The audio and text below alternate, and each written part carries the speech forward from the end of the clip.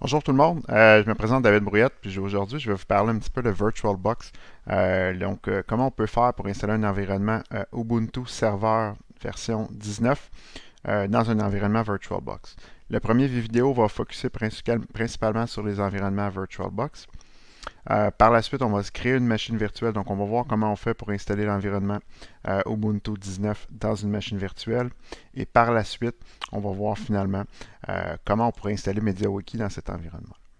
Donc, VirtualBox, c'est quoi? C'est une application qui permet de reproduire des machines virtuelles à l'intérieur de votre ordinateur. C'est-à-dire que plutôt que d'avoir 10 machines physiques que vous pourriez avoir, comme par exemple des machines que vous allez acheter, là, quand on parle des machines, des ordinateurs là, avec des claviers, des souris, des lecteurs CD-ROM, puis de la mémoire, ces choses-là, plutôt que d'avoir 10 ordinateurs séparés qui prennent de la place, qui prennent de l'espace et qu'on doit gérer, VirtualBox, en fait, c'est un outil qui nous permet de faire de la virtualisation à l'intérieur de notre ordinateur. Cet outil-là, pourquoi on le propose puis on l'utilise ici aussi au Collège de Trois-Rivières, c'est parce que l'outil, il est gratuit. Donc, si on va sur l'outil, sur le site web virtualbox.org, on va avoir sur le site web la possibilité de télécharger l'application ici dans la section Download. Vous allez avoir la possibilité d'utiliser la version pour Windows. Si vous êtes dans un environnement Ubuntu, Linux, CentOS, peu importe, il existe aussi certaines versions. Donc, vous avez simplement à aller dans le bas de la page, sélectionner la bonne version que vous voulez avoir, ici pour les fichiers Windows, et à ce moment-là, vous démarrez l'installation. En fait, vous téléchargez le fichier et vous démarrez l'installation du logiciel. C'est assez simple. Lorsque c'est fait, vous allez arriver dans la machine virtuelle comme ça, et vous allez avoir quelques options. L'option de créer des nouvelles machines, l'option de créer une configuration, de fermer ou de démarrer une machine. Dans notre cas, on va prendre une nouvelle machine que je vais nommer en fait Ubuntu Server 19. OK. À 19.04. Bref, 19. OK. Donc ensuite, ici, on a la possibilité de mettre le type du système d'exploitation afin que Ubuntu nous présente des choses qui sont, pas Ubuntu, mais que VirtualBox nous présente bien des choses qui sont spécialisées à chacun des types. Donc dans le cas qui est ici, on va parler d'un environnement Linux. Et comme je vous disais depuis le début, nous, on pourrait installer n'importe quel environnement Linux, mais pour le cas du coup, on va utiliser un environnement Ubuntu qui sera en 64 bits. Donc on a spécifié le système d'exploitation. Par la suite, il va nous demander quelle mémoire, par défaut, je veux attribuer à cette machine-là. La mémoire que je vais attribuer, ça se change plus tard. Donc, si jamais vous n'êtes pas certain, vous pouvez en mettre plus, puis la réduire, ou en mettre moins, puis l'améliorer. Dans notre cas, c'est une machine Ubuntu serveur. Il n'y aura pas d'écran, pas de GUI, c'est-à-dire pas d'interface graphique, donc pas de bouton, pas de clavier, et ainsi de suite. Donc, des claviers, oui, mais je veux dire, il n'y aura pas de bouton, il n'y aura pas de fenêtre plutôt, et ainsi de suite. Donc, moi, je le laisse à 1024, ça va être suffisant pour ce que je veux faire. Mais si vous voulez, puis vous savez que vous êtes les seuls et que vous voulez démarrer et éteindre votre machine quand vous n'en avez pas de besoin, vous pourriez facilement ici venir prendre un bon 4, 5, 6 GB de RAM. Dépendamment de la mémoire que vous avez disponible, prenez-en le maximum. Vous allez voir, plus de mémoire, c'est jamais de trop. Par la suite, ici, on vous demande est-ce que vous voulez créer une machine avec un disque dur à l'intérieur ou non. Donc, normalement, on va en créer un avec un disque dur. Si vous avez déjà créé une machine virtuelle par le passé, vous pourriez utiliser votre fichier et aller le chercher ici là, sur votre ordinateur dans les répertoires, puis vous pourriez le réutiliser directement à partir de là. Dans mon cas, c'est la première fois que j'installe une machine, donc je vais faire créer un disque dur virtuel. Donc, il va me proposer d'en créer un nouveau. Lorsque je crée mon fichier, j'ai la possibilité de faire trois types de disque dur. Le premier qui est un type VDI, grosso modo, ça c'est le format de fichier VirtualBox. VirtualBox ont développé leur propre fichier de type VDI, ce qui est développé par le produit qui est développé par l'entreprise Oracle. Donc, pour mon cas, étant donné que j'utilise Oracle VirtualBox tout le jour un peu partout, à ce moment-là, je vais laisser l'environnement VDI. Si vous avez l'habitude, vous connaissez, vous pourriez vouloir travailler dans des environnements de Microsoft. Donc ici, vous avez les VHD pour Virtual HD, Virtual Hard Drive. Ça, c'est principalement la technologie Microsoft qui initialement a été faite de cette façon-là. Donc, vous pourriez les utiliser. Ça va fonctionner aussi. C'est juste que principalement, il a été fait par Microsoft et optimisé pour les environnements Microsoft. Je parle bien ici de l'environnement de virtualisation de Microsoft et non de Windows et ainsi de suite. Là. On parle bien que l'hyperviseur, qui en fait est le produit qui permet d'exécuter des machines virtuelles sur certains environnements. Ben, l'hyperviseur de Microsoft, qui s'appelle Hyper-V, ou dans le temps qui s'appelait Virtual PC, utilise des fichiers de type VHD. Sur le VDI, donc là à ce moment-là, on disait que c'était ceux de Oracle, en fait, avec l'outil VirtualBox. Et finalement, ce que vous avez ici, les fichiers VMDK, qui sont les plus populaires sur le marché, c'est les fichiers de l'environnement VMware, en fait. Donc souvent VMware Workstation. Donc si vous entendez parler de VMware Workstation, ou d'Oracle VirtualBox, c'est deux produits qui sont similaires. Les fichiers VMDK sont pour les environnements VMware, VDI pour Oracle, puis VHD pour les environnements Microsoft. Par la suite, ici, vous avez la possibilité de créer une machine de taille fixe ou une machine avec un environnement dynamiquement alloué. C'est quoi la différence entre les deux? Si vous attribuez une taille fixe, ça veut dire que si vous avez mis un disque dur de 100 GB, votre machine, dès le départ, va prendre 100 GB de votre disque et elle va attendre. En fait, elle va prendre l'espace et elle va le garder stand-by en attente que l'espace soit utilisé ou non.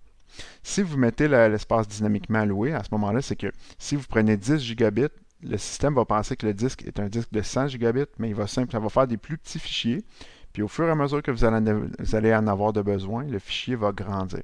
C'est-à-dire qu'il va passer de 10 GB, 11 GB, 12 GB, 13 GB, mais le système d'exploitation, lui, va toujours penser que le disque dur entre dessous est de 100 GB. Normalement, on va toujours laisser les disques durs dynamiquement alloués.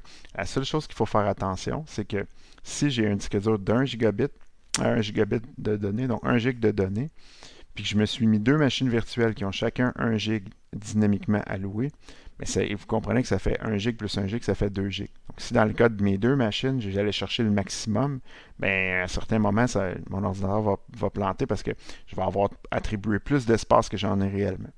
Donc, le dynamiquement alloué, c'est génial. Par contre, il faut juste garder en tête qu'il y a une certaine limite physique sur notre disque qu'on va pouvoir faire ça.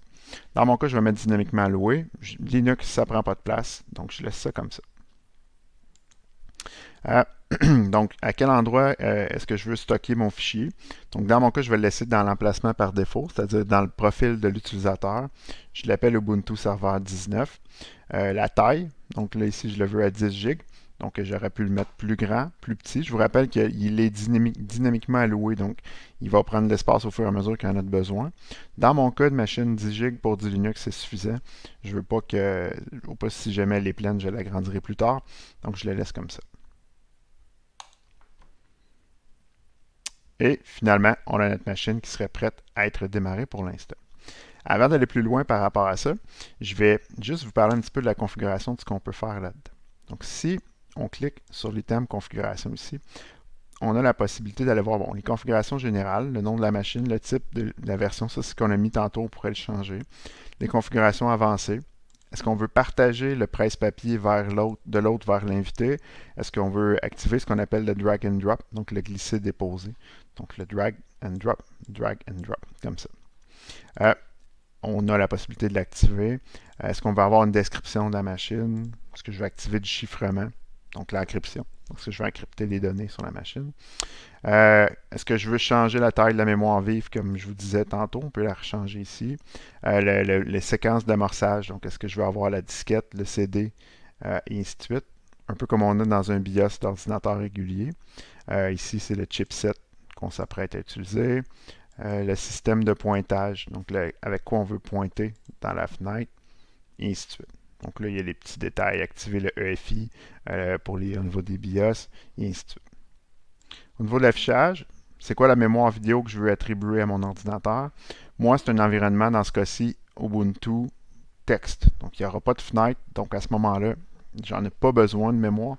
Mais c'est sûr que si j'avais eu un environnement Windows visuel, j'aurais probablement voulu monter l'espace au maximum. Dans mon cas, présentement, j'ai qu'un seul écran. Si j'avais eu plusieurs écrans, je pourrais virtualiser beaucoup d'écrans, en fait, à l'intérieur de ma machine virtuelle. Je pourrais les mettre à l'échelle. Je peux activer les accélérations 3D et 2D. Ici, c'est les stockages. Donc, si je voulais ajouter des disques durs supplémentaires virtuels, on aurait la possibilité de le faire. Ça va être quoi le pilote pour le son à utiliser? Quel contrôleur? Est-ce que je vais activer en fait l'entrée, donc un micro en entrée? Est-ce que je vais activer un micro en sortie? Et ainsi de suite. Finalement, les détails que vous voyez ici, c'est au niveau de la carte réseau. Par défaut, la carte réseau va se mettre ce qu'on appelle en NAT, donc c'est une adression, un transfert, une traduction d'adresse réseau, donc Network Address Translation. Puis, nous, dans notre cas, ce qu'on va faire lorsqu'on va l'utiliser, on va plutôt utiliser ici un accès par pont, ce qu'on appelle un accès de type bridge. La différence entre les deux, c'est que l'environnement NAT va faire une traduction des informations réseau lorsqu'il va aller sur Internet. Par rapport à si on met un accès qu'on appelle par pont ou un accès bridge, à ce moment-là, un accès pont, c'est que notre machine virtuelle qui va démarrer, donc l'ordinateur qui va être dans notre ordinateur, cet ordinateur-là va être comme ça va faire comme s'il était branché directement sur Internet. Ce qui veut dire que mon ordinateur pourra avoir une adresse IP au même titre que mon portable actuellement. Et on va nous donner beaucoup plus de latitude par rapport au réseau. Ça va faire comme s'il y avait sa propre réseau branché directement avec un fil, comme les autres. Donc moi, je vais le laisser comme ça. Je pourrais jouer avec les ports séries, les activer et ainsi de suite. Je ne les activerai pas. Je pourrais décider les contrôleurs USB, quels vont être les types, filtrer pour mettre certains éléments ou non. Et ainsi de suite. Donc, je vais juste valider que mon affichage est toujours bon. Ça, c'est bon. Le stockage est bon. Je fais OK. Je suis maintenant prêt à démarrer ma machine virtuelle. Lorsque vous allez démarrer votre machine, la première chose qu'il va vous demander, c'est « Hey, j'ai rien sur mon disque dur. Qu'est-ce que je fais avec ça? » Donc, c'est exactement ce qu'il nous dit. Normalement, s'il n'y a rien d'installé sur un disque, ça nous prend une disquette d'installation pour pouvoir le faire. Donc, pour pouvoir installer quelque chose. Donc, dans le cas qui est ici, donc là, il nous dit que est-ce que tu as un disque de démarrage? Grosso modo, c'est comme si la porte du lecteur CD-ROM s'était ouverte, puis on nous demandait d'insérer un CD pour le mettre à l'intérieur. Donc, dans notre cas, je vais aller chercher mon fichier ISO. Le fichier ISO, c'est quoi? C'est un fichier qui contient l'image du CD-ROM, en fait, d'installation. Puis le fichier ISO, on va aller le chercher où? Sur l'environnement Ubuntu, dans l'environnement, lorsqu'on va dans Download, dans l'environnement serveur. Et ici, si on clique sur Ubuntu Serveur 19, on a la possibilité de télécharger un fichier de type ISO qui va contenir, si on veut, le CD-ROM d'installation virtuelle de tout ça. Donc, je vais annuler parce qu'évidemment, je ne veux pas le télécharger. Mon fichier ISO, je vous disais, je l'ai déjà installé ici. Donc, je vais juste... Donc, mon fichier ISO, je l'ai déjà installé ici. Et là, je vais faire démarrer et mon Ubuntu va se lancer et automatiquement, on va pouvoir voir comment télécharger, en fait, comment installer l'environnement Ubuntu dans une machine virtuelle de cette façon-là. Donc, tout ça va se faire dans une prochaine vidéo. J'espère que vous avez apprécié et à la prochaine.